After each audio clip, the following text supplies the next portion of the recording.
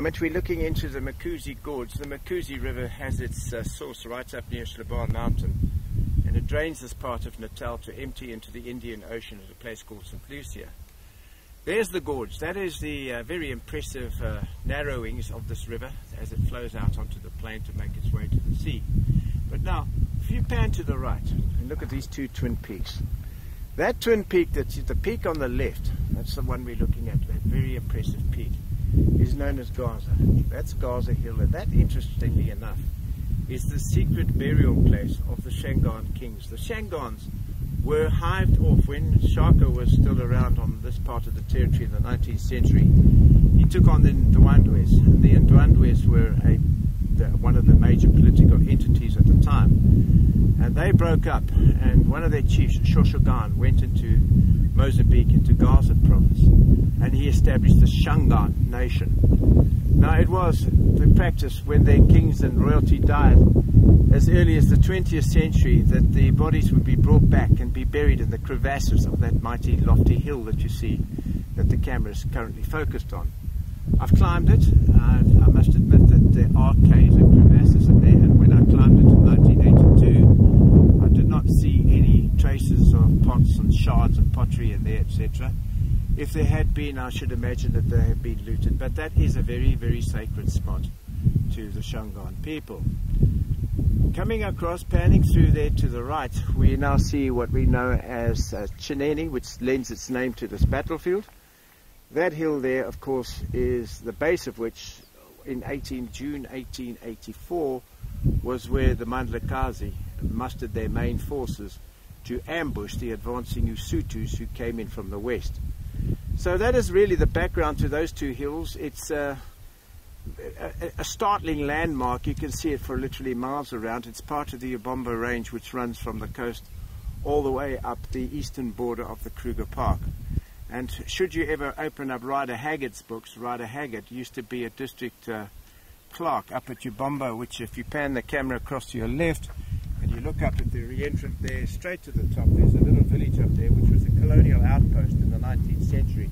And Ryder Haggard had the inspiration there to write his books on King Solomon's Mount. Sorry, I'm pointing to the wrong place. The actual village lies through that gap there. Yes, yeah. So it is of interest to you possibly if you see Ryder Haggard books and you read the Ryder Haggard books. He was involved in the Sekukuni campaign, the first aborted Sekukuni campaign in 1876 when he went up with burghers to fight the Sekukuni in the Eastern Transvaal. Then later in 1878 he fought up there, 1879 he fought up there yet again against Sekukuni when Wolseley went up there and broke the power of the Sekukunis.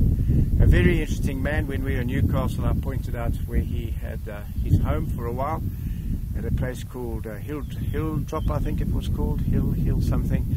Anyway, he lived in Newcastle in Natal, and he was a transport rider and a man of influence and an extremely colourful life. So there, tick in the box, look for Ryder Haggard books.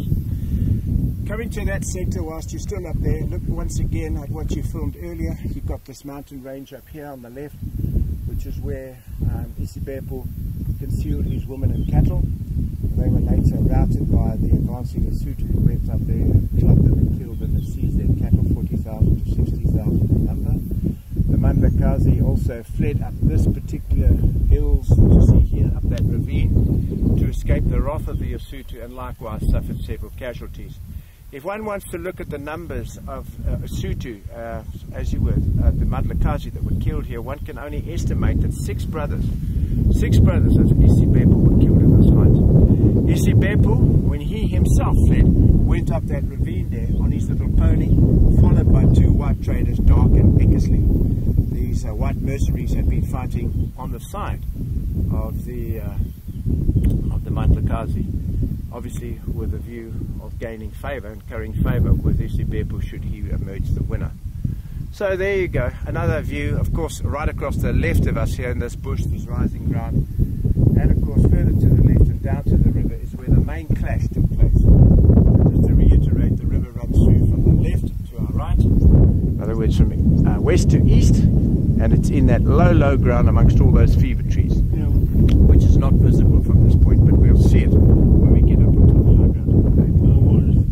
we know where Zwede was buried? Is there a possibility he was eventually buried up here, or didn't? No, Zwede wasn't here. Wasn't buried at all. No, he never came here. Zwede, I think, is buried up near Luneburg, Pongola. Oh yeah, sure. But you know, a lot of these questions arise now, and they're not really people that we've researched in any depth. Yeah. And when you ask these questions, it sort of puts now another question mark for me to find out. And again tonight, when we get to base, etc., you might like to remind me where can I find these places, because that's going to take a bit of asking. It is going to be. It's not general knowledge. Yeah, of course. Of course. Go